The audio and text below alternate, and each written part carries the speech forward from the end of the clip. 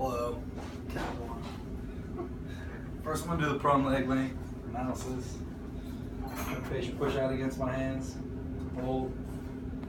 Checks medium malleolized superior, malleolized short leg. From there, I'll go to the trap fiber analysis. 7 points on each side. First one's at the AC joint. Seventh one is 3/4 lateral to T1 spinous process.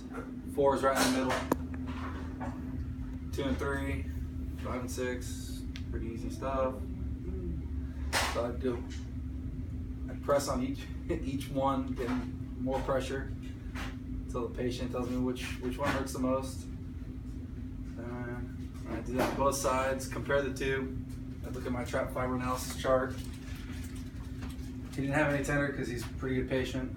He didn't tell me anything. So if I had a C4, or the fourth one would be C4, T6 and L2 correlation. Excuse me. I would adjust with a knife edge to one of those three that are tender, and the cervicals I do the stair step and figure 8. From there, come the heel tension. 3 ways to do it. Do it bilaterally, one side at a time, or you can check the Achilles and then a little pinch. Typically the tension's on the short leg. If it's not, it's on the long leg. I dorsiflex and plantar flex until it wasn't there anymore, basically. Atlas dural subluxation. Shouldn't have chugged that cola. Turn the patient's head to the right and left, and then turn it to the left, go to the neutral, turn it to the right, and I feel a bump, the leg bump up. If I didn't, I would, the LHB, little hairy birds, whatever it is, and I would have tension on the long leg for 5 seconds. The patient hold up there. Come to the short leg side, do something. Traction as they turn their head. Oh yeah, traction as they turn their head. And then I would dorsiflex both feet. Crest sign, dollar sign. Can I expose your back? Thanks. Palpate which side's painful. It's one of the Davis signs, I think. And then Davis contractile signs. Take 4 fingers and press in. Look for paraspinals, which one's bigger. That'd be the major side. And then 3 inches inferior, 2 inches out. Be dollar sign. One's like a mallow, one's like a trampoline. The marshmallow side is the bad side, so I'd note that. So then I would block the patient. On the short leg side, I would put the block superior on the patient's greater trochanter. On the long leg side, patient's ASISs, put it on the patient's ASIS facing inferior.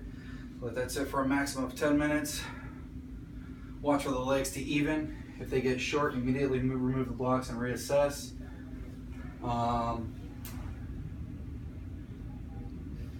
Correcting the signs. So I'd have a major side and a major sign. For him, his major sign would be his crest sign. So for there, I would correct.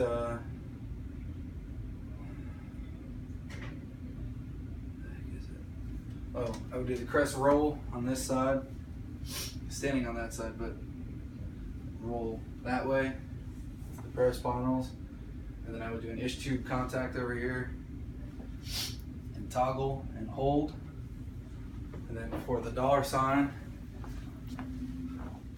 I would do a glute scoop, and then a PSIS toggle with a torque. This would be a counterclockwise torque. All right. So now on the sacral base, put my thumb on the L5 spinous process with my fingers facing up the spine. Have the patient cough forcefully. If my thumb goes up, it's positive sacral base. If it moves towards his head, it's a negative sacral base, and if it's in between the two, it's neutral.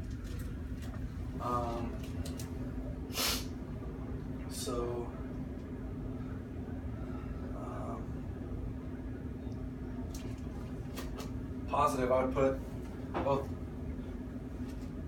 both blocks facing inferior under the ASIS, making a little smiley face there. And I'd contact the apex of the sacrum and keep putting 5 pounds of pressure on inhalation. So I do this about 5 times and release on exhalation. For a negative, I put it under the greater trochanters, making a frowny face, sad little guy. I would then knife edge contact, and as the patient inhales, no pressure. As the patient exhales, I put pressure. So 5 pounds of pressure, 5 times. And then the sacral base neutral, put them perpendicular to the leg. And I'll go back and forth on the apex, inhalation, exhalation, for about 5 times. After I do that, I check the patient's back for spotting and blanching. It tells me that there's CSF flow blockage. That's where the blanching would be. So for that, I would take a knife edge contact, I to S, slight P to A to correct. I would also go back to my tract fiber analysis chart and check and correlate where the blanching was to the cervical spine and check for any moisture or what have you in the cervical spine. And that's it, I'm done.